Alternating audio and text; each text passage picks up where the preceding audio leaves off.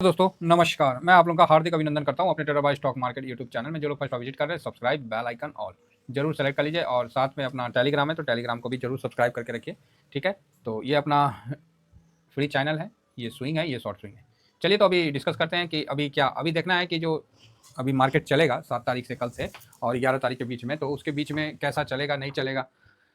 और इसमें अच्छी बात यह है कि हम लोग के मल्होत्रा साहब भी आएंगे, एमपीसी का मीटिंग भी होगा, रेट कट का जो चांस है वो भी बन रहा है। अभी देखते हैं क्या होता है। तो सबसे पहले चलिए शुरू करते हैं और देखते हैं कि अभी क्या जो पाँचों दिन मार्केट चलेगा तो इसका जवाब है कि नहीं, क्योंकि 10 तारीख को आपको छुट्टी देखने को मिल रहा, थर्सडे, मतलब एक्सपायरी जो है आपको वेडनेसडे को होगा। तो स्वाभाविक है कि मंदेरिया छाए रहेंगे। मंदेरिया भाई साहब बुरी तरह छाए रहेंगे क्योंकि महावीर जयंती है, एक दिन कम हो गया तो प्रीमियम डाउन पूरी बुरी तरह से मार्केट पे हावी रहेंगे मंदेरिया, ये बात कंफर्म है। तो ठीक है, चलने दीजिए, है ना, क्या कर सकते हैं। तो एक दिन कम हो गया ट्रेडिंग में, और जब भी ट्रेडिंग डेज कम होता है वो वीक मंदेरियों का ही होता है, ये भी हम लोग देखे हैं, है ना। तो ठीक है, ये चलेगा, है ना।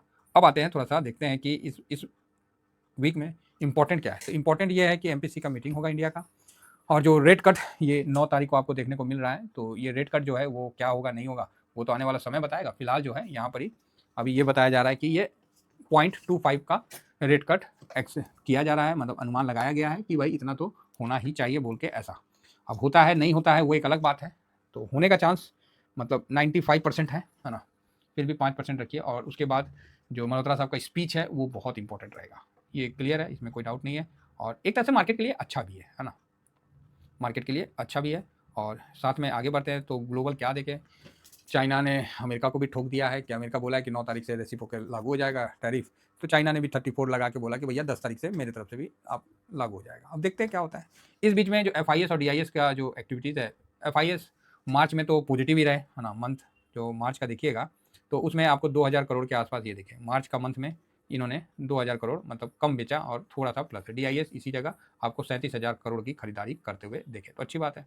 अब देखना है कि अभी डी और एफ दोनों खरीदते हैं कि बेचते हैं, वो तो एक अलग बात है। फिलहाल जो 4 तारीख को आपने देखा कि डी ने भी बेचा, जो मार्केट में काफ़ी दबाव हुआ। अब यहाँ पर देखिए 4 दिन में ही 13,000 करोड़ का बिकवाली है और डी मात्र 5,000 करोड़ की खरीदारी किया। कोई नहीं, ठीक है। बाकी तो एच जो बड़े इन्वेस्टर है वो खरीद ही रहे हैं, तो ओके ओके है। अब इसी बीच में आपको जो गोल्ड है ये भी ऊपर से नीचे आ रहा है, तो गोल्ड में भी गिरावट होगी और हम लोग के भी पोर्टफोलियो में अच्छा खासा दबाव देखने को मिलेगा इस वीक में। अब देखना है गोल्ड, सिल्वर क्यों गिर रहा है। सिल्वर भी गिर रहा है, आप देख सकते हैं कि सिल्वर में भी दबाव तो है ही, क्योंकि चाइना में जो प्रोडक्शन है उसमें धीमापन आने का चांस बन रहा है, तो जिस कारण से सिल्वर में भी दबाव हो रहा है। इस बीच में जो गिफ्ट निफ्टी है वो ऑलरेडी डाउन है 22,400 के आसपास फिलहाल तो चल रहा है। एस देख लेते हैं, है ना, उसमें तो 22,343 मतलब 350 के पास दिख रहा है, तो कोई नहीं, अच्छा खासा, मतलब 23,000 से तो भाई साहब हम लोग कति नीचे ही दिखेंगे। डॉलर इंडेक्स देखा जाए तो वो भी 102 और 103 के पास बना हुआ है। डॉलर इंडेक्स में गिरावट अभी उतनी नहीं हो रही है जितना होना चाहिए, होगा, आएगा समय, 95 तक भी डॉलर इंडेक्स आएगा। फिलहाल रुपया जो है वो अपना 85.53 पे है, तो पहले से कुछ थोड़ा मजबूत हुआ है, बस इतना ही है और विशेष कुछ नहीं है, ठीक है।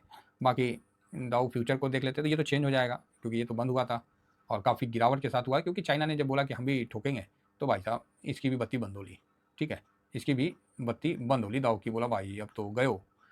नेस्डेक भी देख लीजिए, अच्छा खासा गिरावट के साथ बंद हुआ, तो ये सब चेंज भी होते रहेगा। 6% का ये हुआ, दाव में भी देखिए 5.5% की गिरावट हुई, तो इस प्रकार का चल रहा है। तो यहाँ ब्रेंट भी देख रहे हैं 65 पे आ गया, जो कि बहुत अच्छा है, बढ़िया है ना।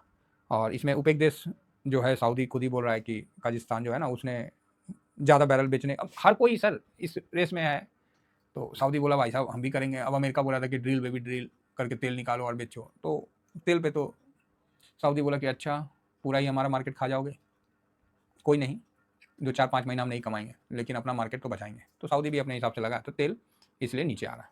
अच्छी बात यहाँ ये भी दिख रही है कि जो उनका बॉन्ड यील्ड है वो गिर के 3.94 आ गया, ये और नीचे होना चाहिए, ये 3 के नीचे जाए ना तब और बढ़िया, और जाएगा। जिस तरह से हरकत किए हैं तो उसका आपको दिखेगा। अब 9 तारीख तक देखते हैं नेगोशिएशन में क्या क्या निकल के आता है, हम लोग के भी लगे हुए हैं, बातचीत चल रहा है।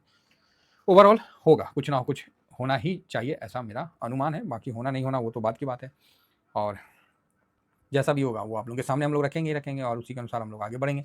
तो ये सब है, थोड़ा सा खराब है ना, और काफ़ी दबाव मार्केट पे देखने को मिल रहा है। तो ऐसी स्थिति में भारत का जो अपना कंजम्पशन है, जो अपना व्यापार करती है, वही वाले शेयर अपने आप को बचा पाएंगे, बाकी तो मुश्किल है। हाँ, एक अच्छी खबर ये भी है कि आपको ये बढ़ता हुआ भी दिखा है, नहीं ये क्या खोल दिया, हाँ जो एक सेकेंड, नहीं एक्सपोर्ट है, तो भारत का जो एक्सपोर्ट है उसमें हल्का सा बढ़ोतरी भी आपको दिखा था, ये मार्च में दिखा था। अभी 15 तारीख को आएगा, तो इस वीक तो नहीं आएगा, नेक्स्ट वीक आएगा, तो उसमें हम लोग देख लेंगे कि क्या कितना बढ़ रहा है नहीं बढ़ रहा है, तो ये भी एक इंपॉर्टेंट बात है। अब रही बात फॉरेन एक्सचेंज रिजर्व जो है वो अच्छा बढ़ा है, 658 से 665 हुआ, ये बड़ा अच्छा पॉजिटिव खबर है और इसका इम्पैक्ट भी मार्केट में देखने को मिलेगा। लेकिन ये जो अभी ट्रम्प का जो चल रहा है ना, ये काफ़ी मतलब दुखी कर रखा है। अभी देखते हैं क्या होता है। अच्छा खासा यूएस का मार्केट भी चल रहा था, उसकी वाट लगा दिया है ना, साथ में पूरा वर्ल्ड भी उसी लपेटे में आ चुका है, तो ये सब आपके सामने चल रहा है, तो ठीक है देखेंगे। बाकी यहाँ तो अच्छा है कि हम लोग का फॉरेन रिजर्व बढ़ा है, तो एक पॉजिटिव बात है। अब इसी बीच में थोड़ा सा हम लोग देखते हैं कि गोल्ड और अपना एफ का पोजीशन पे, तो एफ और डी दोनों ने तो बेचा था, लेकिन इंडेक्स में देखा जाए तो इंडेक्स में पोजीशन ये देखिए, एफ डी जो लास्ट फ्राइडे को बेचा था, तो ठीक है। अभी जो इंडेक्स में जो पोजीशन है वो ये एफ का पोजीशन अभी 29.01, बस इतना ही लॉन्ग पोजीशन है। डी यहाँ पर ही काफ़ी 77.16% है। अगर डी अपना पोजीशन डाउन करता है इंडेक्स में, फिर तो इंडेक्स नीचे की तरफ जाएगा, कोई डाउट नहीं है ना। पब्लिक का तो कोई इसमें रोल ही नहीं है, ये तो बस जस्ट एक डाटा है।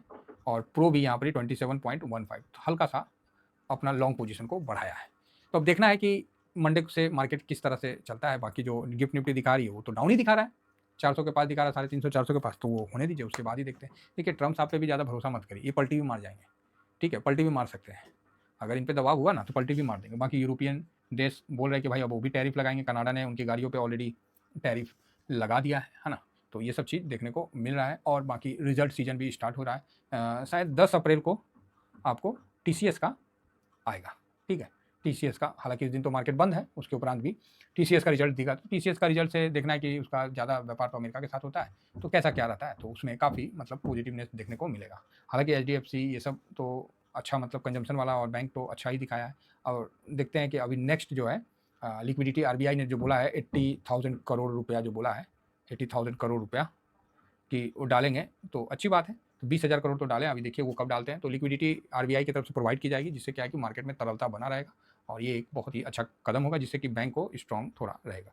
बाकी कुल मिला के मार्केट ओवरऑल मंदिरियों के चपेट में है, मंदिरिया भाई साहब घेर रखे हैं, तो ऐसी स्थिति में हम लोग भी थोड़ा सा शांत रहेंगे और देखना पड़ेगा कि DIS का इंडेक्स पोजीशन, अगर DIS कम करता है तो मार्केट नीचे की तरफ जाएगा, DIS अपना पोजीशन कम नहीं करता है तो मार्केट फिर तो नीचे जाना मुश्किल है। अब FIS इस लेवल में आ गए, अगर मान लीजिए मार्केट 22,350 या 450, मान लीजिए 22,400 के पास रहता है, तो यहीं से तो FIS खरीदना शुरू किए थे, तो 29% का इनका भी लॉन्ग पोजीशन है, तो यहाँ पर ही से ही 18 से इन्होंने बढ़ाना शुरू किया था।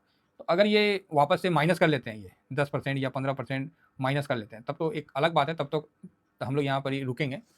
अदरवाइज नहीं करते हैं, उल्टा अगर खरीदारी करते हैं, क्योंकि इनका पैसा तो बॉन्ड में भी नहीं बन रहा है, बॉन्ड में भी कम हो रहा है, बॉन्ड और फास्ट नीचे आ जाए तो फिर काम ही खत्म। तो फिर वहाँ पर जो इन्होंने 1.5 साल से कितना 7 ट्रिलियन मतलब कैश को इन्होंने बॉन्ड में डाल रखा है, तो अब देखते हैं कि वहाँ से कितना कैश निकलता है और भारतीय मार्केट में आएगा, तो स्वाभाविक है कि ये गोल्ड ही खरीदेंगे, गोल्ड सोवरेन बॉन्ड ही खरीदेंगे। और साथ में अगर इक्विटी में आता है तो इक्विटी में एक अच्छी तेजी देखने को मिलेगा। तो ये सब जो होने वाला है इसके पे हम लोग का नजर रहेगा।